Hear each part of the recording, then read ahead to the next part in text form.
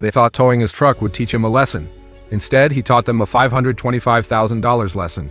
In 2022, Jake Callahan, 34, a diesel mechanic from San Antonio, Texas, had been parking his lifted Silverado in the same spot at his apartment complex for 3 years. Everyone knew that was Jake's spot. It was right under his second-floor window, where he could keep an eye on the $8,000 in tools locked in the bed. One Tuesday morning, he walked out with his coffee, and the truck was gone. Not stolen, towed, overnight, the complex had quietly restriped the entire lot, changed the numbering system, and declared every space assigned only. Jake's truck now sat in a muddy impound yard 10 miles away. The clerk slid the bill across the counter with a grin.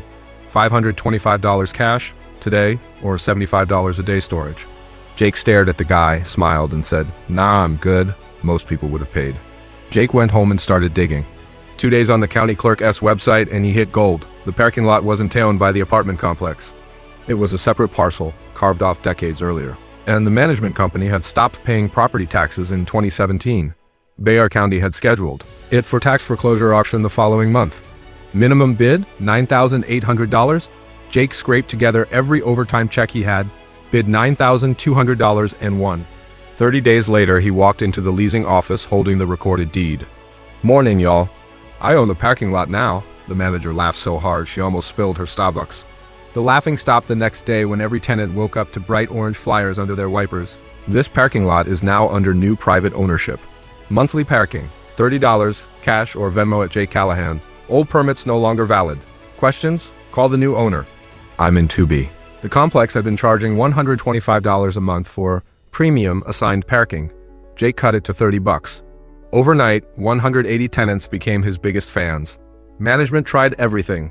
They called the cops, claiming fraud. Cops looked at the deed and shrugged. They had their own tow guy snatch another truck.